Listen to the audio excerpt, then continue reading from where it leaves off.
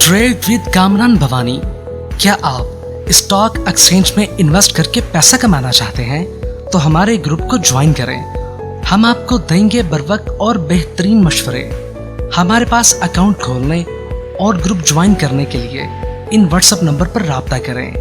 कामरान मेमन भवानी 0345 82644। अस्सलाम को all viewers, मैं कामरान मेमन भवानी, आप देख रहे हैं मेरा यूट्यूब का चैनल जिसका कोई क्लेम या ब्लेम नहीं है। आज की मार्केट को हमने देखा कि मार्केट स्टार्टिंग से 80 पॉइंट नेगेटिव स्टार्ट रही और फिर देखते ही देखते मार्केट तकरीबन 875 पॉइंट तक नेगेटिव चली गई, क्योंकि मार्केट में टी बिल्स के ऑप्शंस को लेके काफ़ी सारी जो है मार्केट में क्या सर रही थी, रूमर्स थी कि इंटरेस्ट रेट में इजाफा हो सकता है, क्योंकि टी बिल्स के ऑप्शंस जो थे बहुत ही हायर साइड पे हुए थे, जिसकी वजह से एक पैनिक सेलिंग स्टार्ट रही। कल के वी लोग में ये खास करके बताया गया कि देखिए पैनिक सेलिंग की इस वक्त ज़रूरत नहीं है और पैनिक सेलिंग ना कीजिए, क्योंकि इस तरह की न्यूज़ आ जाती है मार्केट के अंदर और मार्केट अपने आप को करेक्ट करती है। लास्ट मार्केट में 4000 पॉइंट का इजाफा हुआ था, जिसके बाद फिर हमने ये भी देखा कि मार्केट ने उसको करेक्ट किया, तकरीबन मार्केट ने 2300 पॉइंट को करेक्ट किया।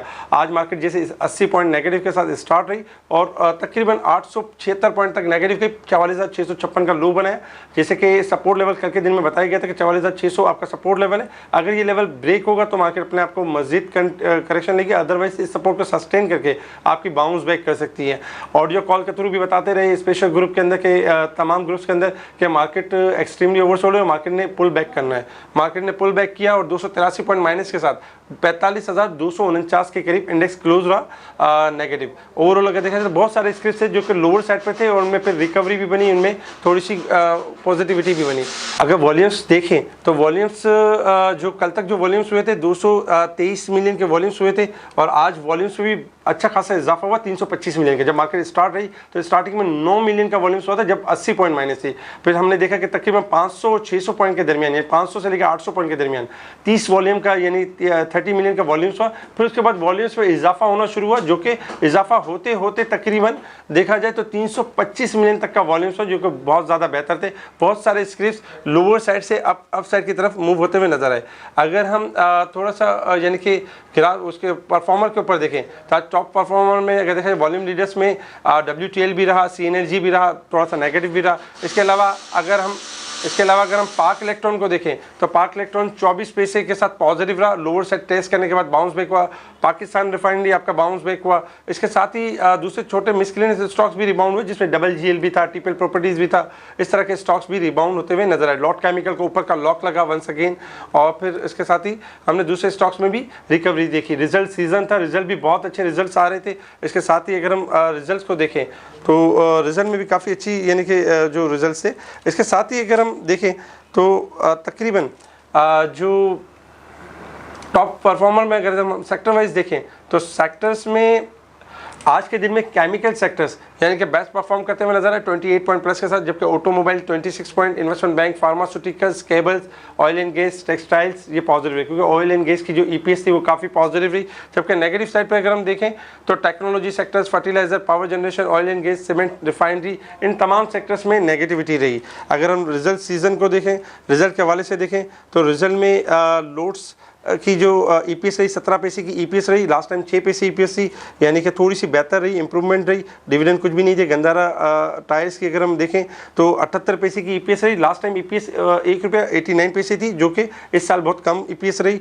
पे आउट्स कुछ भी नहीं दिया। नेटसॉल्ट टेक्नोलॉजी जिसकी EPS थी ₹1.83, लास्ट टाइम लॉस में थी ये कंपनी ₹2, लेकिन इस बार प्रॉफिट में आ गई। और इसी तरीके से एसगार्ड 9 की भी 41 पैसे EPS पॉजिटिव रही, लास्ट टाइम 31 पैसे नेगेटिव थी। पे आउट्स कुछ भी नहीं दिया। जबकि CNRG का भी 35 पैसे पॉजिटिव रही, जबकि लास्ट टाइम 23 पैसे थी। इसके अलावा मिलर ट्रैक्टर में ₹20.58 की यानी कि EPS रही, लास्ट टाइम ₹20.60 थी और 20% बोनस अनाउंस किया।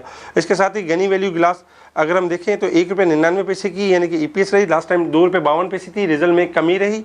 जबकि देखा जाए ₹2 का कैश डिविडेंड भी अनाउंस किया। इसके अलावा अगर हम टाटा सीमेंट को देखें तो 29 पैसे की EPS रही और 58 पैसे लास्ट टाइम थी। टाटा सीमेंट का अगर हम रिजल्ट देखें तो थोड़ा सा नेगेटिव रहा।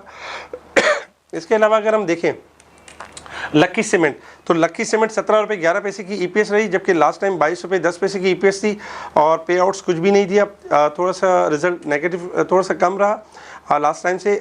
यूनिटी फूड के हवाले से अगर हम देखें तो 81 पैसे की ईपीएस, जबकि लास्ट टाइम 1 रुपये 18 पैसे की थी। पे आउट्स नील रहे, जबकि टीआरजी में देखा जाए तो 4 रुपये 1 पैसे की ईपीएस, जबकि लास्ट टाइम 5 रुपये 14 पैसे पे आउट्स नील रहा। पैंथर टायर की 6 पैसे की ईपीएस रही और जबकि लास्ट टाइम 1 रुपये 8 पैसे की यानी कि डिविडेंड 1 रुपये 8 पैसे की लास्ट टाइम ईपीएस थी। पे आउट्स कुछ भी नहीं दिया।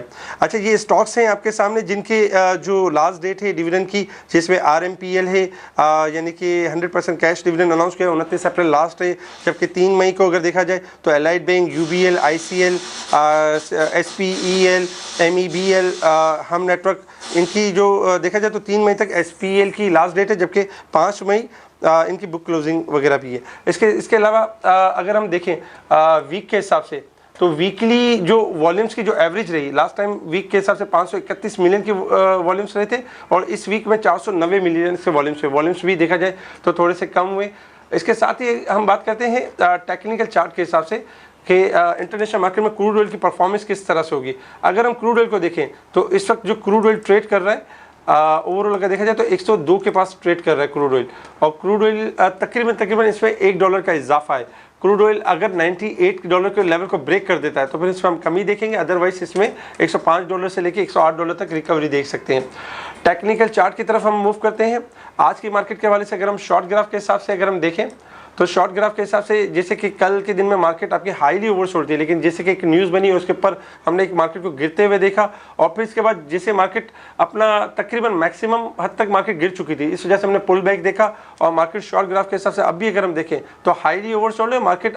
जो नेक्स्ट वीक में जो फ्राइडे होगा उसमें मार्केट अपनी रैली कर सकती है, थोड़ा सा रैली बना सकती है, यानी कि रिकवरी का फेस मेंटेन कर सकती है। इसी चीज़ को अगर हम थोड़ा सा लॉन्ग ग्राफ के हिसाब से देखें तो लॉन्ग ग्राफ के हिसाब से जैसे कि वीक ऑन वीक बेसिस पे ये वीक भी आपका नेगेटिव क्लोज रहा है 300 पॉइंट माइनस के साथ। लास्ट टाइम 1000 पॉइंट नेगेटिव रही थी, 4000 पॉइंट के सामने अगर देखा जाए अगेंस्ट में देखा जाए 1300 पॉइंट की अब तक की करेक्शन हो चुकी है। सपोर्ट्स लेवल में 44,600 हमारा यानी सपोर्ट लेवल है, जो कि अगर ये लेवल ब्रेक होता है तो मार्केट यानी कि मंदी की तरफ मूव कर सकती है, अदरवाइज रिकवरी का फेज बना सकती है। अगर हम रेजिस्टेंट लेवल और सपोर्ट लेवल की बात करें तो 45,500 हमारा रेजिस्टेंट लेवल है, सेकंड रेजिस्टेंट लेवल 45,800 का लेवल है, थर्ड रेजिस्टेंट लेवल 46,100 का लेवल है। सपोर्ट लेवल में 44,900 फर्स्ट सपोर्ट लेवल है, सेकंड सपोर्ट लेवल 44,600 और थर्ड सपोर्ट लेवल 44,300 का लेवल है। इस वक्त हमारी जो मंथ क्लोज हुआ है आपका ये काफ़ी बेहतर पॉजिटिव क्लोज हुआ है। तकरीबन अगर देखा जाए तो अप्रैल का जो मंथ क्लोज हुआ 320 पॉइंट प्लस के साथ क्लोज हुआ है, जबकि लास्ट 2 मंथ अगर जो क्लोज हुए थे आपके मार्च और फरवरी उसमें नेगेटिव क्लोजिंग रही थी मार्केट के अंदर। इस मंथ में थोड़ी सी क्लोजिंग पॉजिटिव आई है, तो हम ये एक्सपेक्ट कर सकते हैं जैसे कि मई के जो फर्स्ट डे होगा यानी फ्राइडे यानी कि 6 जो डेट होगी उसमें मार्केट का फर्स्ट डे होगा, उसमें मार्केट बेहतर परफॉर्म कर सकती है। अगर न्यूज़ पॉजिटिव रहती है, कोई नेगेटिव न्यूज़ नहीं आती है तो मार्केट इंशाल्लाह हम पॉजिटिव उसको परफॉर्म करते हुए देखेंगे। सपोर्ट्स लेवल 44,600 को स्टॉप लॉस रखें, जब तक ये लेवल ब्रेक नहीं होगा फिलहाल मार्केट में मंदी नहीं है। हाँ, ये जरूर कर सकते हैं, अच्छे स्क्रिप्ट को एक्यूमुलेट कर सकते हैं। अक्सर ऐसा होता है जब मार्केट गिर रही होती है तो इन्वेस्टर बहुत ज़्यादा पैनिक के प्रेशर में आ जाते हैं और ये सोचने लगते हैं कि अब पोर्टफोलियो यानी कि मज़ीद डिक्लाइन करेगा, लेकिन ऐसा नहीं होता। मार्केट बहुत ज़्यादा जब डिक्लाइन कर लेती है तो इसमें रिकवरी की गुंजाइश बनती है। जब मार्केट बहुत ज़्यादा पॉइंट्स गेन कर लेती है तो प्रॉफिट टेकिंग की भी गुंजाइश बनती है। तो इस वक्त मार्केट अपनी करेक्शन तकरीबन 50 to 55% कर चुकी है। इंशाल्लाह आने वाले दिनों में हम देखेंगे मार्केट में बेहतरी देखेंगे। ठीक है जी, शुक्रिया। कैमरा मैन बावानी, अल्लाह हाफिज़।